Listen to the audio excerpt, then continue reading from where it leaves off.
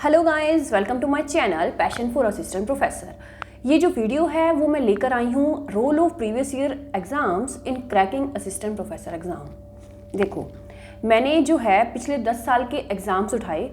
अब मैंने एग्ज़ाम्स उठाए एनटीए नेट यानी कि यूजीसी नेट एग्ज़ाम कॉमर्स। मैंने पूरे 10 साल के एग्ज़ाम्स उठाए और असिस्टेंट प्रोफेसर के अलग अलग स्टेट्स के एग्ज़ाम उठाए कॉमर्स रिलेटेड, और मैंने उन सबको एनालाइज़ किया कि हमने जो इतना बड़ा सिलेबस कवर करना है ना, उन सिलेबस में से कौन कौन से ऐसे टॉपिक्स हैं जो बार बार रिपीट होते हैं। मतलब हर साल उन टॉपिक्स में से क्वेश्चन आता ही आता है, और कौन से ऐसे टॉपिक्स हैं जिनमें से एक भी क्वेश्चन नहीं आता।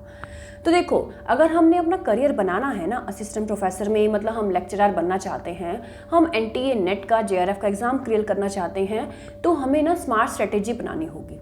ऐसा नहीं है कि हमारे पास इतना सिलेबस है तो हम सारा सिलेबस पढ़ेंगे ज़रूर, लेकिन ऐसा नहीं है कि बिल्कुल हार्ड वर्क ही करेंगे, स्मार्ट वर्क को भूल जाएंगे। हमें अपना करियर अगर जल्दी से जल्दी असिस्टेंट प्रोफेसर के तौर पे बनाना है तो स्मार्ट वर्क करना होगा। इसीलिए मैंने प्रॉपर 10 साल के एग्ज़ाम्स को अच्छे से एनालाइज़ किया है।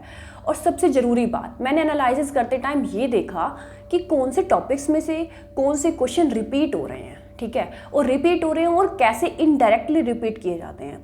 ठीक है, मैं उनके आपको एग्जांपल्स दूंगी, मैं उनके क्वेश्चंस दिखाऊंगी आपको सारे 10 साल के एग्ज़ाम्स के। यानी कि मैंने 10 साल के एग्ज़ाम्स के पेपर को एनालाइज किया है एज इट इज़। मैं आपको बताऊंगी कि एनालिसिस करने के बाद क्या मैंने कंक्लूजन निकाला। ठीक है, एक तो मैं एग्जांपल्स आपको भी बताती हूँ। जैसे कि अभी हमने अपनी लास्ट वीडियो में पढ़ा था अकाउंटिंग कंसेप्ट, तो मैं ये देख रही थी कि अकाउंटिंग कंसेप्ट के क्वेश्चन कितने साल और कैसे कैसे रिपीट होते हैं। ठीक है, और ये देखा जाता है कि डायरेक्टली क्वेश्चन पूछे जाते हैं बार बार, या इनडायरेक्ट करके पूछे जाते हैं।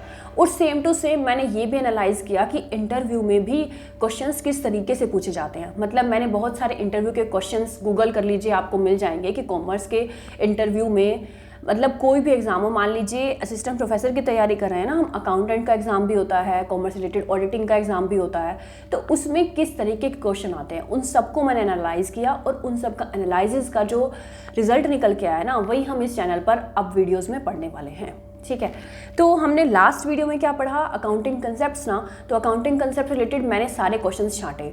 उसमें मैंने देखा कि गोइंग कंसर्न कंसेप्ट में से क्वेश्चन पूछे जाते हैं, और सेपरेट एंटिटी कंसेप्ट में से क्वेश्चन पूछे जाते हैं। और एक चीज़ और मैंने एनालाइज़ की कि हम अकाउंटिंग का सिलेबस इसे स्टार्ट कर रहे हैं, तो अकाउंटिंग में जैसे कैपिटल और रेवेन्यू एक्सपेंडिचर है, तो वो कैसे पूछा गया है। और फिर मैंने ये देखा कि डेफर्ड रेवेन्यू एक्सपेंडिचर का क्वेश्चन कितनी बार रिपीट हुआ है, और इंटरव्यू में पूछा जाएगा या नहीं जाएगा, किस तरीके से आपको उलझाया जाता है, क्यों उलझाया जाता है, ताकि आप आने वाले टाइम में जब असिस्टेंट प्रोफेसर बनेंगे और आप ना उलझें, ताकि आपके कंसेप्ट क्लियर हों, तभी तो आप आगे अपने कंसेप्ट जो हैं, कंसेप्चुअल नॉलेज जो है अपने स्टूडेंट के साथ शेयर कर पाओगे। ठीक है, अच्छा, और ये तो रही अकाउंटिंग की बात। और मैंने देखा कि जैसे इनकम टैक्स से हैं, इनकम टैक्स बहुत वास्ट सब्जेक्ट है। अगर आपने बीकॉम में पढ़ लिया है और अच्छे से एग्ज़ाम को क्रैक किया था आपने बीकॉम वाला, तो देन इट्स ओके, ठीक है। आपको अगर थ्योरेटिकल नॉलेज है, प्रैक्टिकल नॉलेज है, तो आपको रिवीजन करनी है। अगर लेकिन किसी का इनकम टैक्स का सब्जेक्ट बहुत वीक है, लेकिन उसको अगर एग्ज़ाम क्रैक करना है एनटीए नेट का, जेआरएफ का, असिस्टेंट प्रोफेसर का, तो उसको करना तो पड़ेगा ना। तो उसको ऐसे ऐसे टॉपिक्स चूज़ करने हैं पेपर क्रैक करने के लिए, कि ताकि उसका एग्जाम आराम से क्लियर हो जाए। तो मैंने देखा कि जैसे सेक्शंस में से क्वेश्चन पूछे जाते हैं, 80G सेक्शन क्या बताता है, 80C में लिमिट क्या है। अब जो क्राइटेरिया रहता है वो सारा कुछ क्वेश्चंस रिपीट करे गए हैं।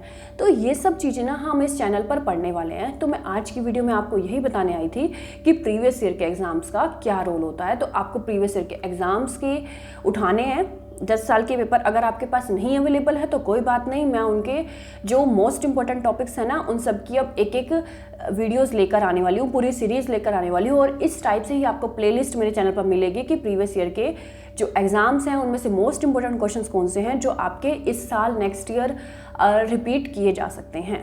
ठीक है, तो यही बताना चाहूँगी कि आप मेरे इस चैनल के साथ जुड़े रहिए, ताकि आप असिस्टेंट प्रोफेसर का एनटीए नेट का एग्ज़ाम क्रैक कर सकें। ठीक है, बाय बाय, थैंक यू।